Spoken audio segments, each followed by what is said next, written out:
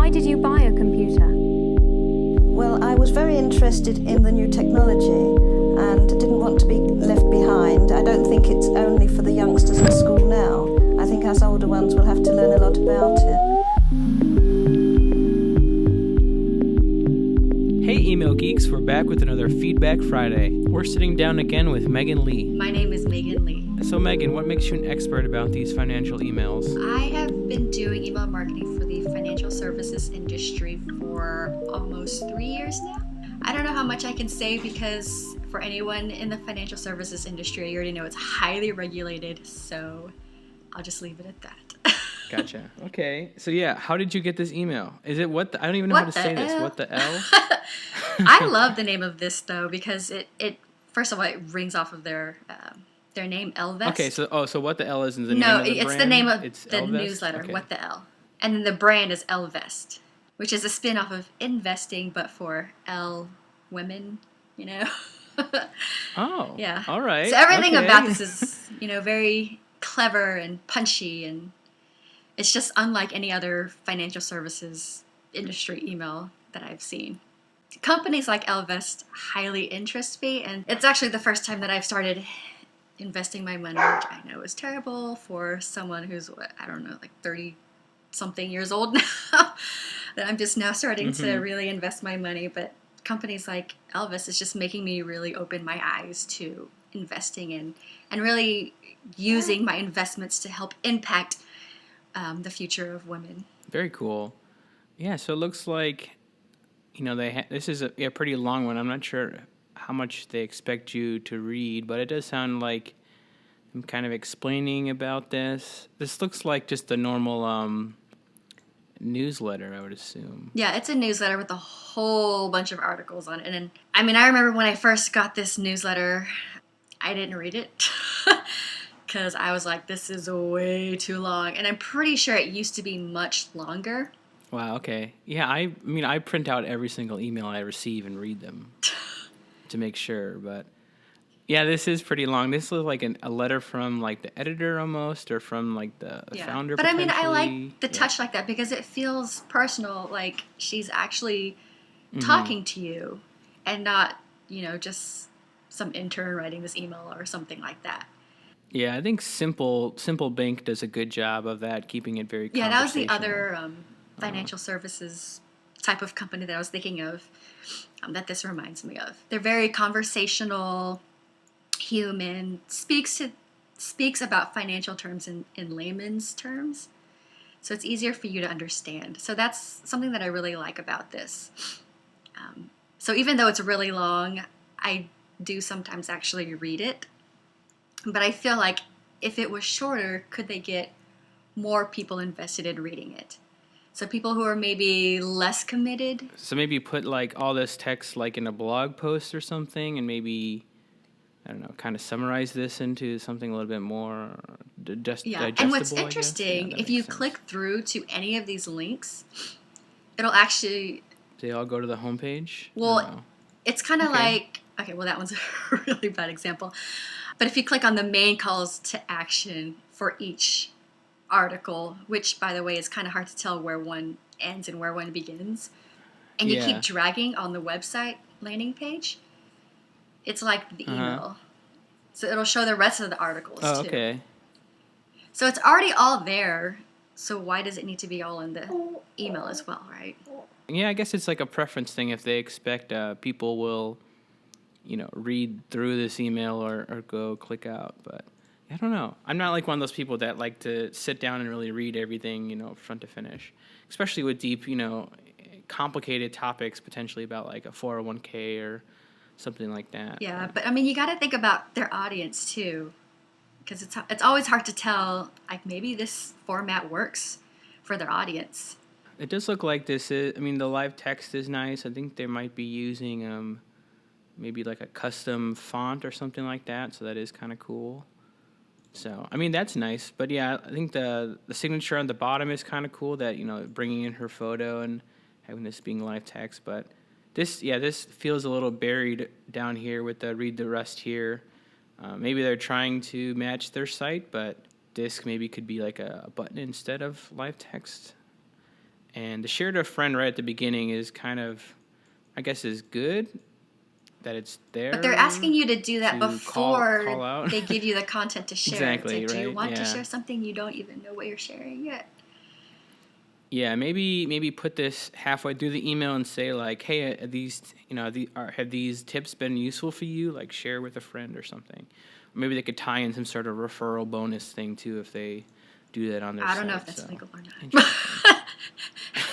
Uh-oh, financial. But yeah, maybe they could add like a play button on this. It is a I think video. This is obviously a video, so maybe they could either make this a GIF and play a couple frames or have like a clear play thing on it so people know that it's a video. Yeah, especially since it's the only image. I mean, if you're not counting the header and the footer stuff, but Yeah. it's basically the only Yeah. image in this huge block of text. This is a lot of text, but yeah, maybe for their audience it is something that really works for them. Yeah, I'm always interested whenever I see emails like this. Like, I'd love to see their data. Is it telling them that this is awesome? And maybe it is. Yeah, exactly. I guess these could have bigger headers because it is kind of confusing. Yeah, like it all blurs so together. this is like a section. Yeah, but then like there's a link section, so I think you could easily miss that depending on what it is. So I think I like the share the wealth like copy is kind of cool, and this is a descriptive CTA, but maybe they could tie in some more stuff there. So yeah, and this is an okay landing page, I guess. It basically mirrors the email. So yeah, maybe this call out to, I guess this is someone that isn't already a consumer or something like that. So maybe if they don't put it in this because you're already a customer. Well, actually, I wasn't. So maybe that's something they could do dynamically too if they know that you're subscribed but you haven't invested yet. Maybe do something like this where they sort of upsell you within the email. Be like, do you need help or something like that? That could be beneficial.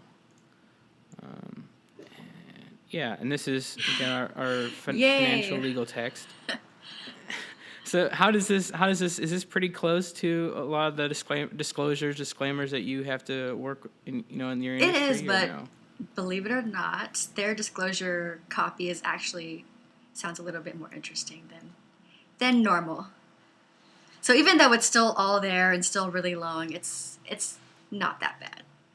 Yeah, I mean, some of it seems kind of funny, right? I don't know. Tongue-tied on Turkey Day isn't a real person. We made her up to illustrate, blah, blah, blah.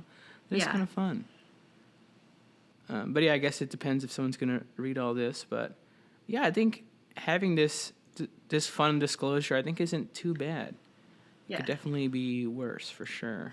I wonder, too, like having some of these social icons next to articles or something like this. Yeah, especially since it seems like their biggest call to action is to send to a friend. So you would think that they'd like sprinkle it in some more throughout the email. Mm-hmm. I think this could be broken up. So maybe it isn't all white, but maybe they have like this header be more full width, so it goes across the whole screen. So you don't have these white borders here. And then maybe have like a section after this that kind of breaks it up. Maybe even highlighting this video more as like a bigger section, or kind of separating it so it's not just one single email. And then maybe on this the links, maybe probably like emojis aren't a good use case, but maybe something to kind of break up these links or show like these like larger headlines are like the little summaries are pretty useful. So I guess these kind of are the same. But yeah, I'd really want to like maybe have something like a read more or something like that. I don't know. Tricky. But, well, I'm ready to sign up. I mean, it is nice too on this page that they have an easy way to sign up. And to it's their not just for newsletter, women, so. But I wonder too, like, I always like when people can kind of mention maybe the frequency that this newsletter is going to have or something like that. I don't know. I guess that's not like a number one thing, but saying like, how that's going to go. Yeah, setting the expectation. So is this? How many other emails are they sending you? So this is just like their weekly newsletter or something? What's the cadence it's for weekly.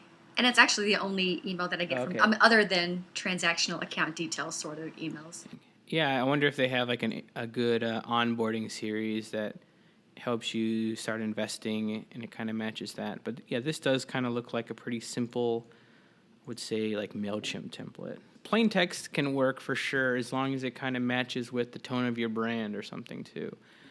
Like if Best Buy sent me a plain text email like this, it might feel a little weird, Yeah, you know. because I want to see the images of the electronics and all of that.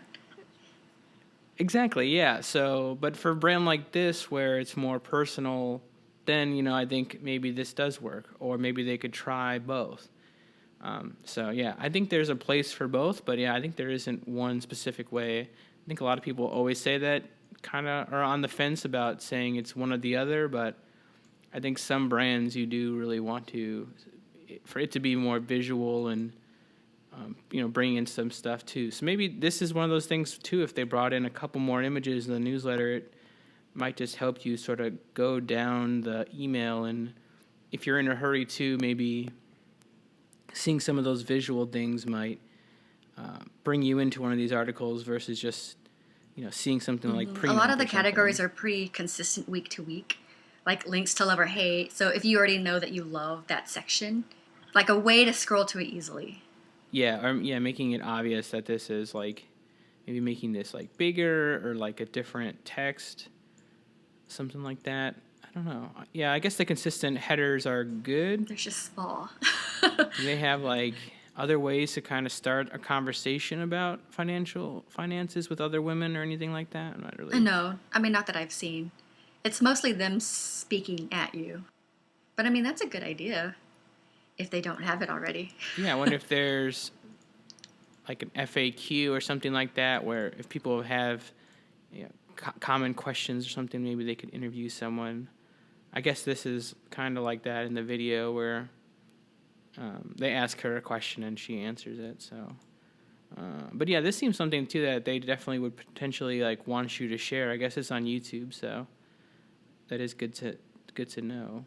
So, yeah, this is something I almost feel like they should lead with, a video. I wonder if, yeah, just reorganizing this content might be more successful for them too. Yeah, maybe bringing this very bottom share thing more up in the middle or something. Having the leading with a video might be more engaging, and maybe having some sort of sign off, like a thanks from the team sort of thing. But if you do take the time to read it, it's very engaging and conversational. So there's that. For sure. Great. I think that is mostly it. So do you have any other advice about financial emails in general? I'm always for speaking like a human, which sounds really dumb to say, but a lot of times, especially in the B2B world, so this isn't just financial services, companies feel like they have to talk very buttoned up and professional, but they kind of forget that those professionals are humans too. Like if you're trying to target something like a product to me as an email marketer, I would actually like it if you speak to me in a more personalized way versus like, hey, I know that you're an email marketer and this is what you like, blah, blah, blah. Yeah, a lot of people ask us for financial and banking emails, and it is a hard thing to really find great ones because they are sort of buttoned up, or there are the amount of when they send you emails is based usually on triggers or something. So you'd have to sign up for a lot of credit cards, which, I mean, my credit's okay, but I don't know. I'm not sure if I'm ready for that. Just for really good emails. But yeah, we mentioned Simple. I'm not sure if there's any other brands that are, you know, off your head that, you know, do this really well. I mean, the only ones I can think of we've talked about already, which is this Ellevest one, and then you've talked about Simple. So. Yeah. I think some brands like Chase, Capital One, Simple, some of these are bigger financial banking stuff is some of the startups for sure too are keeping it more conversational. I know like Simple, they have like an app that you can kind of message people through and stuff. So I think, yeah, keeping that very casual and kind of doing that stuff is... Yeah, and since you mentioned Chase, it reminds me of Discover too, how they're becoming more customer centric and personalized too, even in their commercials. So I think a lot of or at least during this day and age, that's what's really drawing people in, is that customer experience. That's all we have for this week. Thanks again, Megan, for taking the time to do this one. Have a great rest of your Friday.